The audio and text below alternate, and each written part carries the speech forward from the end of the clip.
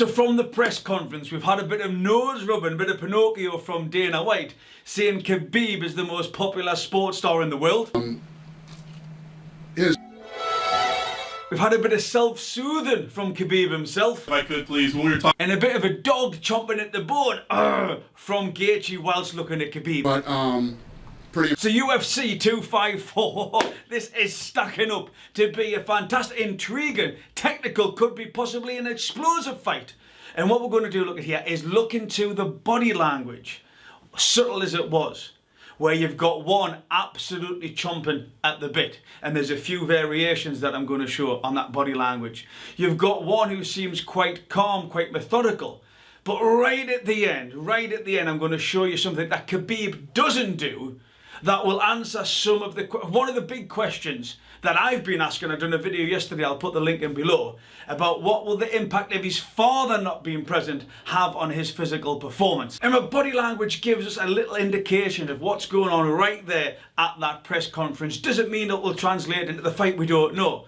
But it gives an indication of what they're thinking but not saying. The body starts to show. So if you're planning on placing a bet, body language analysis, the psychology behind it, is something that you want to get educated on. So welcome back to the Believer in Bruce channel, the channel where we help you get inside your own head so you can think, feel and act that little bit better. If you're interested in body language, psychology, anything to do with the head and the heart, then take 2 seconds, show the channel some love, subscribe below, give me a like, but also please leave your comments below. Now what I like about this is both fighters, they're not real showmen, they are just fighters. They are there to fight, which provides an interesting dynamic on some of the press conferences that we've had in the past. You know, Ferguson, Khabib, McGregor, Khabib, McGregor, Aldo, you know the type of stuff that I'm talking about. So what you've got here is two very confident fighters who just love to fight, which makes it really interesting.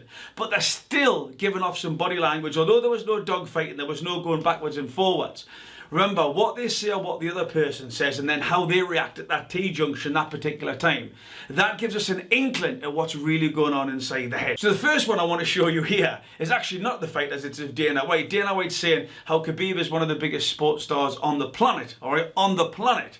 And he starts talking about the views. And when he's saying, yeah, Khabib is one of the biggest sports stars within the UFC, he talks about that his image within the game, I'm taking it to the EA Sports game. And when Dana White is talking about Khabib being the #1 sports star, you see he's rubbing his nose. And remember, a rub of the nose, the Pinocchio moment, indicates that what that person is thinking isn't lined up. There's no congruence, there's no synchrony with what they're saying. And you'll see this here, he's talking about, yeah, Khabib's the #1 star, and then you get the rub of the nose.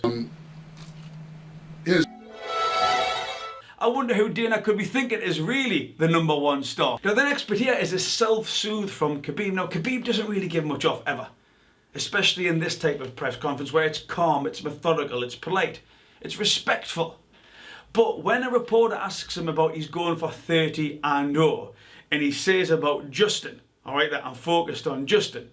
And he finishes, remember, what is he saying, what does the body do? You'll see he says, you know, Justin Gaethje is the person that I'm focused on here. And you'll see him do a self-soothe, alright? Anything with the palm of the hand is a self-soothe.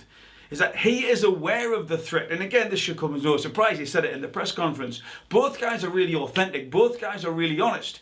You know, that actually bodes well for an excellent fight, because they're saying, yeah, you're fantastic, and we're just going to meet in the middle, and whoever wins, wins. But you'll see Khabib, he acknowledges this, not just by his words, but by that self-soothe of the beard as well, and then he looks down. He is aware, more than aware, of the threat that Justin Gaethje brings, and that's why you see the self-soothe, and that's why you see the look down. Right now, I'm focused on Justin Gaethje. Very nice. For Justin, if I could please, when we were talking to Khabib earlier. And then Gaethje comes in. Now, we're talking about speech here and cadence, inflection. Not just the body language, but the words that we say, how do we say them? Justin Gaethje is very honest.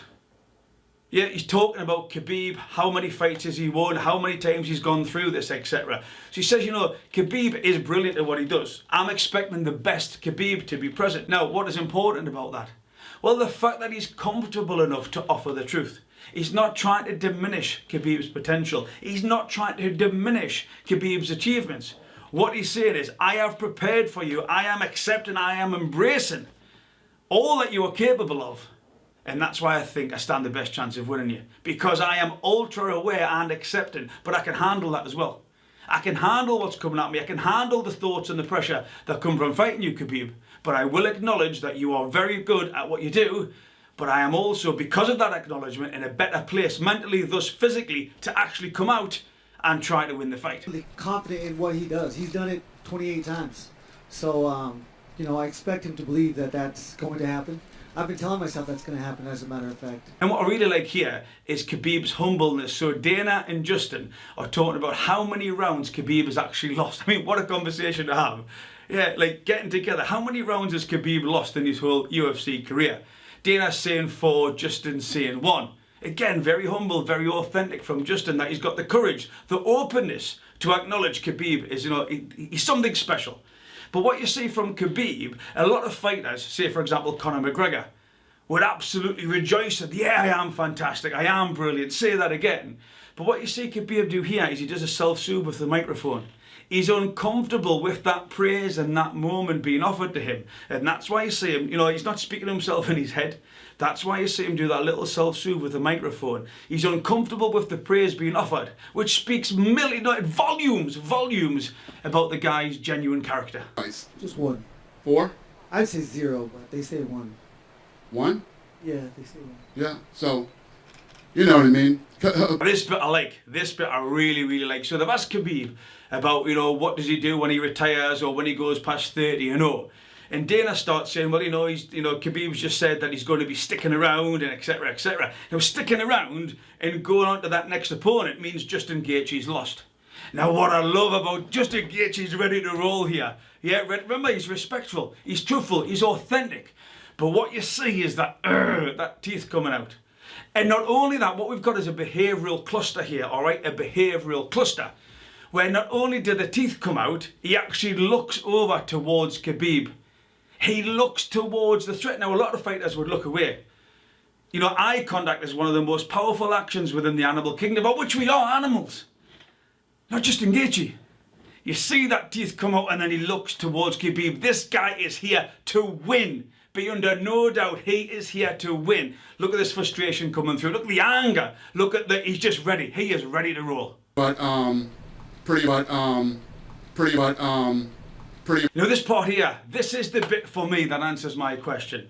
The video that I done yesterday, you know, the thing that nobody's talking about, the impact of Khabib's father not being present. How will that impact Khabib? How will that impact his mental state? How will that mental state impact his physiological, his actually, you know, physical performance? That's what we're really looking at here. And there's a question that's asked towards Justin Gaethje about, you know, your parents have come out here, you flew them out, and he talks about business class, etc, etc. So I'm already thinking, okay, are they going to then shift towards Khabib? It's almost like a polite question that allows them permission to go and ask a very sensitive question to Khabib. So Justin Gaethje explains, oh, my mum and my dad are here, my mother and father are brilliant, they've never been in business class before, I'm really proud to have them. And then it switches to Khabib. And he starts asking the question. Now, at this very moment here, what we've got is the hippocampus, the emotional memory part of the brain, and also the amygdala. Now, in fact, ask yourself this. Okay, come into the video, experiment with Believe and Bruce here. If you've had someone that you've lost, someone's passed away that's close to you, someone who you've loved, all right, really loved, years can go by. You might not think about them as often as you should. You might not pay attention, or at least you think you don't pay attention on maybe the number of occasions that you believe you should. But when you start talking about that person in any depth, even years down the line, that affects the hippocampus. That brings those, so the memories are all, you know, they're there, but they're just not there on a daily basis. And what can generally happen, all right, and happens to me when I talk about my grandma, my nana, all right, is that even now, as soon as I've said the word nana, that's got a neural connection to my hippocampus. I got a little bit emotional there. Yeah, I can feel exactly what I'm going to explain here about the globus sensation. Now, you may have experienced this before. Is when you're talking about somebody who you've loved, is no longer here, they've passed away. When you start talking about it, it becomes real. You bring all those memories back from the hippocampus into the cortex, into your awareness. And then what that does, again, the adrenal glands, the pituitary glands, it gives you that globus sensation. You know, that lip will start going, that throat gets really tight to the point where you can't actually get it out because you're emotional. This does not happen with Khabib. It doesn't happen with Khabib. He gets asked a question, and even when he says the word family, you know, keep your family close, his dad is associated with that word family. Father, family. Okay, there's an inextricable link there. And even when he's talking about that, you don't get that global sensation. He is not feeling emotion like a lot of people thought he may feel emotion. And it was me, on my video, sorry, I raised the question. Is he going to be feeling that emotion? The answer is no. The answer is no. Check it out. It's a lot of things. It's a lot of things. It's like most important thing for me is like stay close with your family, with your friends, with your close people. It's like.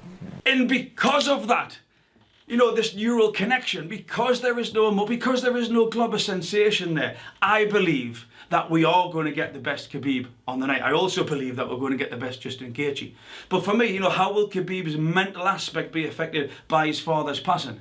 It would seem from this, at a time where you were speaking about, and it becomes real, I don't think it's going to impact him at all. Just off the basis that he didn't get that global sensation, that his speech wasn't affected, his cadence, you know, he talked like he normally talks about a very emotional subject. And when you've got a primed Justin Gaethje with the teeth, when you've got a Khabib who's not been impacted, or I believe is not being impacted by his father's passing, oh my Lord, we are in for a fight. That's what we're in for, and I think it's a beautiful, when you just can't call it. Yeah, you could say, look at the day that Khabib's a grinder. Look at the day that Justin Gaethje could take him out. The fact is you could go either way, but what we do know, it's going to be a top class main event. So just a few salient points there from a body language perspective to maybe thinking about if you're thinking about putting a bet on. Hope you've enjoyed it. Please remember to subscribe below, like the channel please, and also leave your comments. Is there anything that I missed? What did you see?